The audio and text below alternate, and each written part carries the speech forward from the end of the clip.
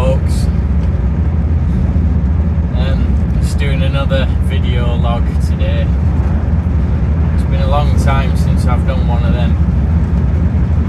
It feels really like it's been a long time since I've done anything much car wise, even though I have been busy. It's not been necessarily busy with car stuff, although I've been doing the odd job here and there.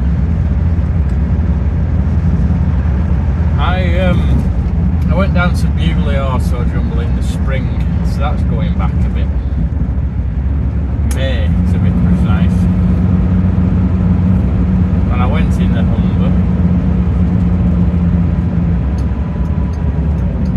because of its excellent long distance capabilities.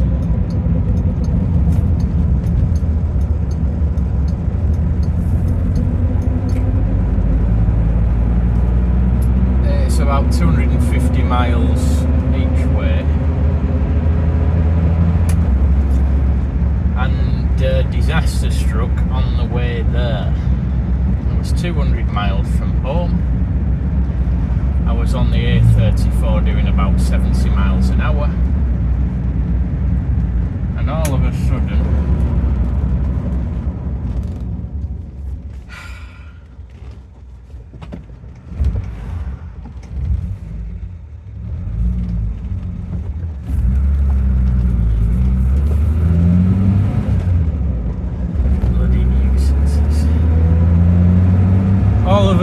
there was a loud bang and the windscreen shattered into 1,000 pieces. A stone or something had hit it. I'd love to know what it actually was that hit it, because it went with such force. And it hit it right at the top, about an inch just from the top screen rail. Had it been an inch further, had it struck just a little further upwards, been alright. Such is life.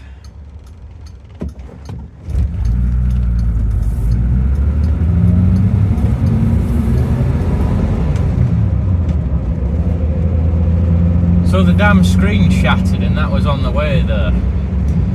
With it being a toughened screen, of course, you lose your entire field of vision. So at 70 miles an hour, that was quite well, terrifying, I suppose, because I couldn't see a bloody thing. I had to stick my head out to this window, slow down, of course, as you do. First instinct is to hit the brakes. Slowed down to about 40. Fortunately, nothing behind me. And then limped onto a service station of miles down the road, where I always keep an old rug in the back of the car, in the boot, you know, just to either keep warm in an emergency, lie on the ground under the car should I have occasion to do on the road, and for things like that. So I managed to push some of the glass out and continue at reduced speed to the bed and breakfast.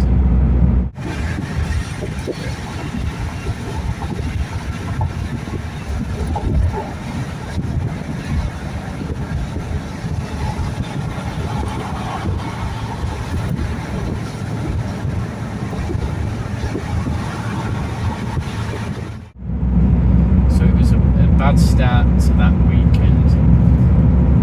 Now, as luck would have it, you know, Bewley Auto Jumble being Bewley Auto Jumble, there you go.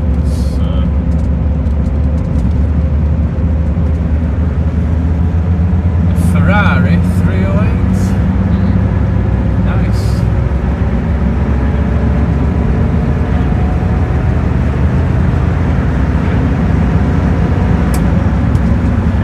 Yeah, so as luck would have it, because I didn't want to drive back with a broken screen. my worst fear was shards of glass getting into my eye.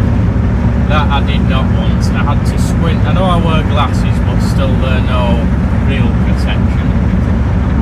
My worst fear was a minuscule sliver of glass getting into my eye. It's really nasty stuff.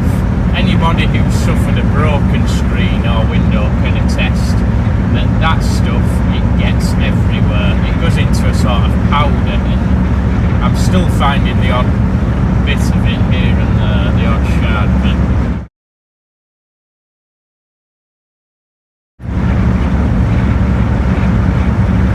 I found this AA emergency windscreen.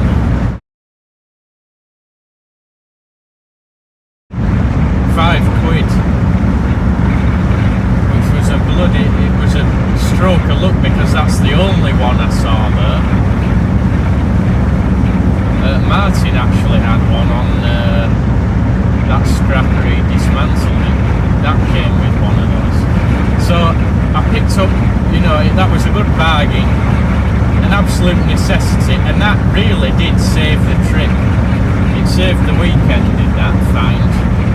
I was able to drive home without too much bother at about 60 miles an hour after I'd pushed out the remaining broken glass and fixed that emergency screen.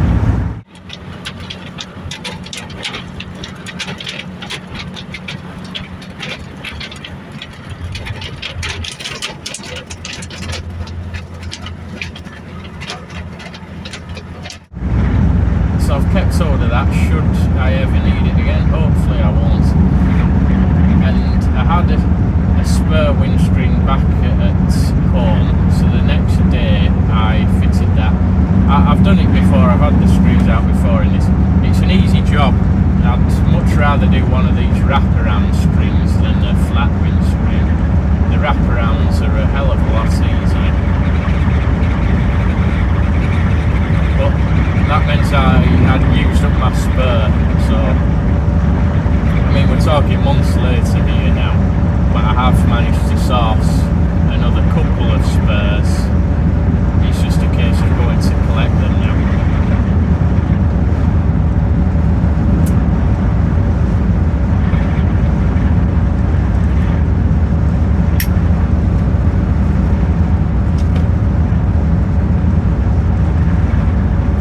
Always need a spare screen, spare glass.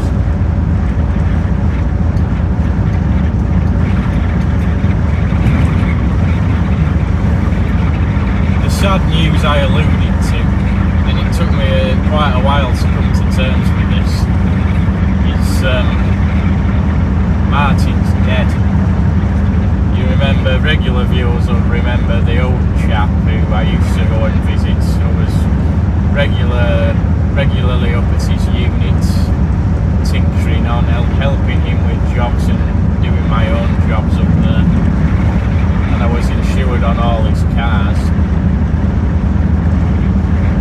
He'd been unwell for quite some while with declining mobility. He was in a lot of pain.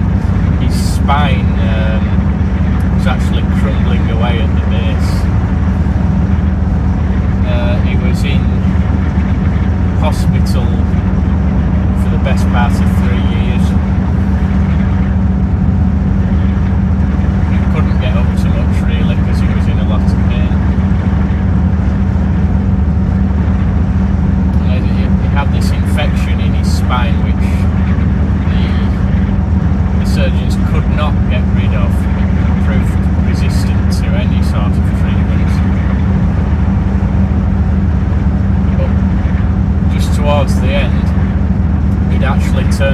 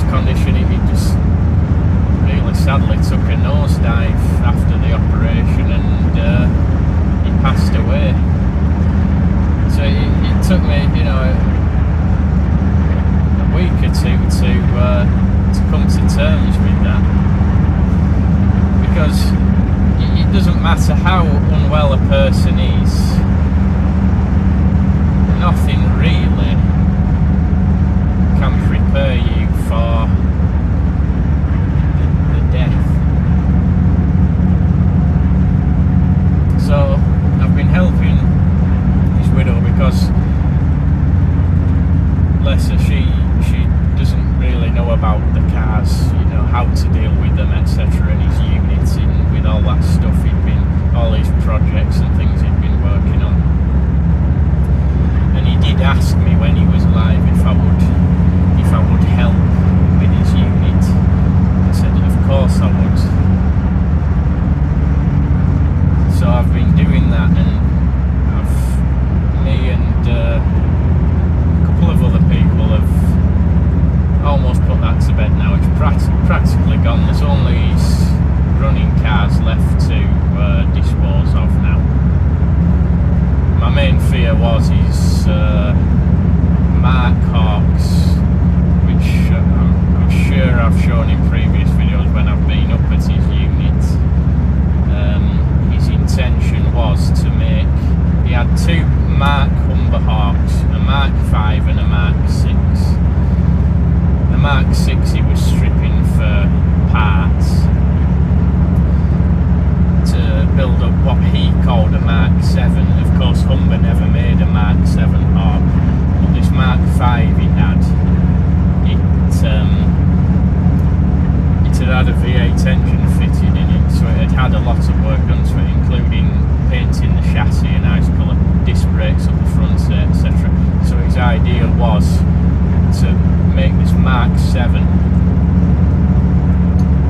with all these various improvements and using parts from the Series 4 Hawk scrapped, including that, well, it was the latest and best incarnation of the Humber Hawk overhead valve engine. All that was going to go on what he termed his Mark 7. Anyway, it was not to be. So the poor bloke, he didn't have much of a retirement really. But I've fulfilled my obligations. I wanted to make sure stuff went to a good home. The last thing I wanted was for anything to end up being scrapped or weighed in or in a skip. I was lucky really that someone came along with the means to move those projects, because one of them was without its rear axle. So that was my biggest fear, to be left with them and having to end up calling the scrap man, which I certainly didn't want to do. I, of course, was in no position to take on anything of that magnitude. I've got enough on my plate as it is. But I was quite satisfied, and his widow was very pleased that the unit is pretty much been cleared now. So that's the sad news. He was a good friend. Well, he was more than a friend. He was a mentor as well. He had a very interesting life. He'd seen a lot in his life. From his early days with the family undertaker firm, that's what started off his admiration and love of Humbers, because his father's funeral parlour, they ran Humber hearses. Then his taxiing days in the 1970s and 80s, and he owned a bus firm. He co-owned a bus firm around the time of deregulation. City Bus, that's City with an I, two I's. City Bus in Manchester, City Bus Tours Limited. And that was during the days of the bus wars, and the stories he told, he was a natural storyteller, was Martin, and every word of it was true. He wasn't one to embellish things or make things up, and they were absolutely fascinating. He was a real transport guy, and I was upset about that, because he'd agreed to open up about this stuff, because I said to him it'd be really interesting. I think people would have been really interested to hear some of his experiences, his life experiences with the taxis, with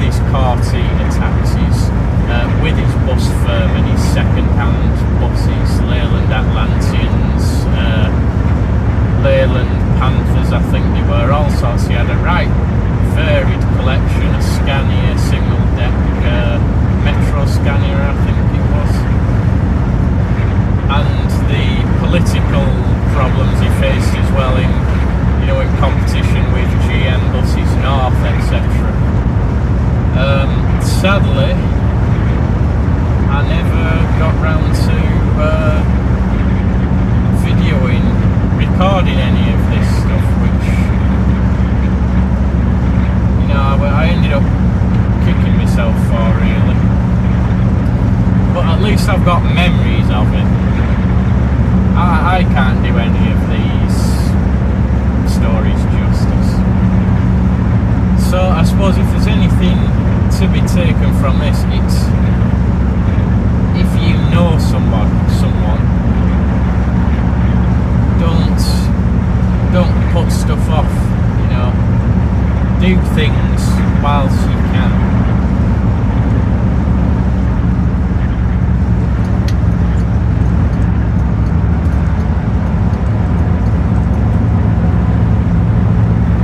That's that anyway.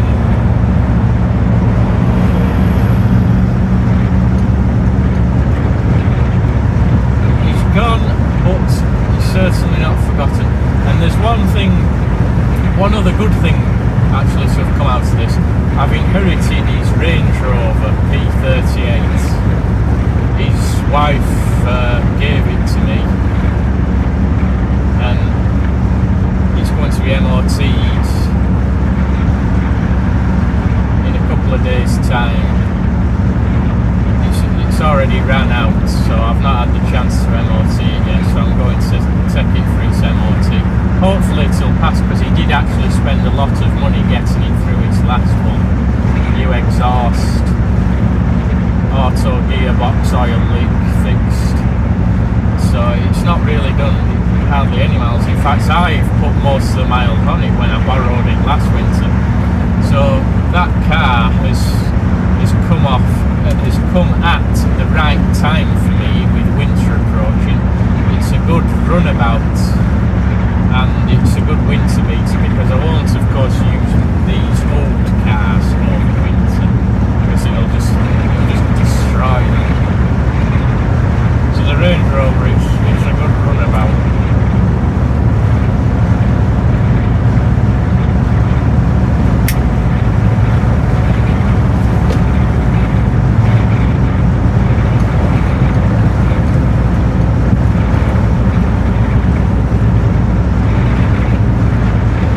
There'll be some Range Rover V8 content coming up.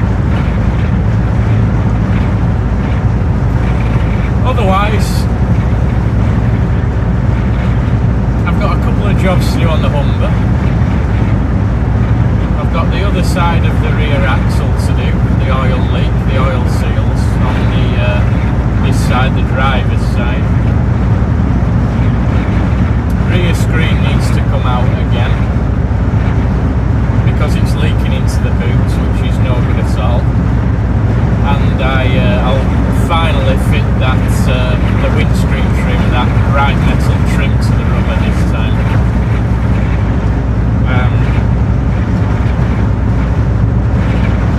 Antifreeze, timely reminder, check your antifreeze, cooling system flush.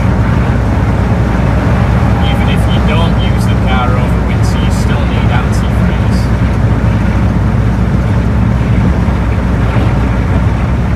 And I want to get that forward windscreen in. I want to get that put to bed.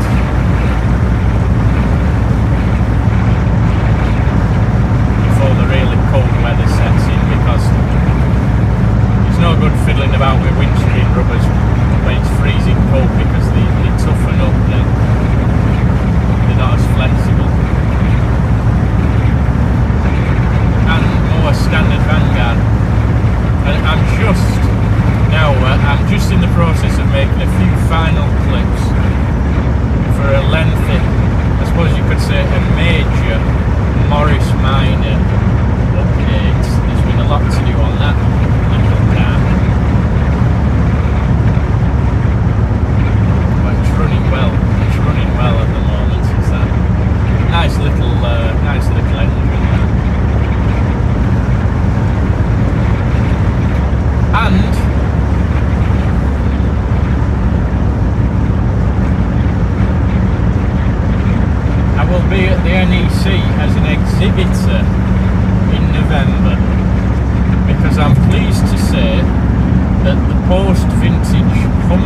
car club after a couple of years absence, sadly missed, have made a reappearance. I think there's been a change in organiser within the Humber Car Club, and the lady who's organising it now, I think there was a bit of a shortage of volunteers to show the cars. Now usually I wouldn't get involved. I've never shown my car before at the NEC. It's a massive undertaking, and I am thankful to all the folk, all the volunteers who give up the time and effort for what is really quite an onerous and thankless thing to do, really. But she was asking for cars for display, and I said, if you get stuck, I'll make mine available. So there'll be 3 cars on the Humber stand. Hall 5, I think it is. I may be there on the Friday, but I'll definitely be there on the Sunday. I'll certainly be extolling the many virtues of Humbers on the Sunday at the NEC. So feel free to come and say hello and talk about Humbers and cars and stuff. But yeah, I'm quite looking forward to it. I always like the NEC. As I say, this will be my first time in capacity as an exhibitor, which also happens to mean I